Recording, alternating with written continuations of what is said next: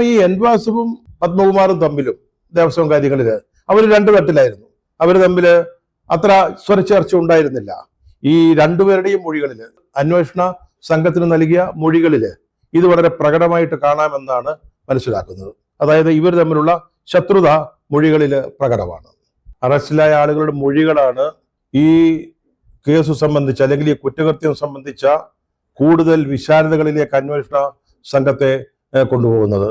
അതായത് അവരവരുടെ തടി രക്ഷിക്കാൻ വേണ്ടി ഓരോരുത്തരും പറയുന്ന മൊഴികൾ ഉന്നതങ്ങളിൽ നിന്നുള്ള നിർദ്ദേശപ്രകാരമാണ് സ്വർണ്ണപ്പാളി മാറ്റിയിട്ട് അവിടെ ചെമ്പുപാളി എന്ന് എഴുതിയതെന്ന് എൻ വാസു അന്വേഷണ സംഘത്തിന് മൊഴി കൊടുത്തിട്ടുണ്ട് എന്ന് വളരെ കൃത്യമായിട്ട് അറിയാൻ സാധിക്കും. അതുപോലെ തന്നെ രണ്ട് ഉദ്യോഗസ്ഥന്മാർ, ഡി സുധീഷ് കുമാറും മുരാരി ബാബുവും. സുധീഷ് കുമാർ നേരത്തെ എക്സിക്യൂട്ടീവ് ഓഫീസറായിരുന്നു, മുരാരി ബാബു അഡ്മിനിസ്ട്രേറ്റീവ് ഓഫീസറായിരുന്നു.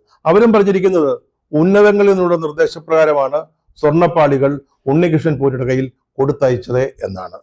ഇപ്പോൾ ഏറ്റവും അവസാനം പത്മകുമാറിന്റെ മൊഴി ഇത് സംബന്ധിച്ചൊരു അപേക്ഷ സർക്കാരിന് നൽകിയിരുന്നുവെന്നും ആ ഫയൽ പിന്നീട് ദേവസ്വം ബോർഡിന്റെ മുമ്പിലേക്ക് വരികയാണ് ചെയ്തതെന്നും പറഞ്ഞിരിക്കുന്നു.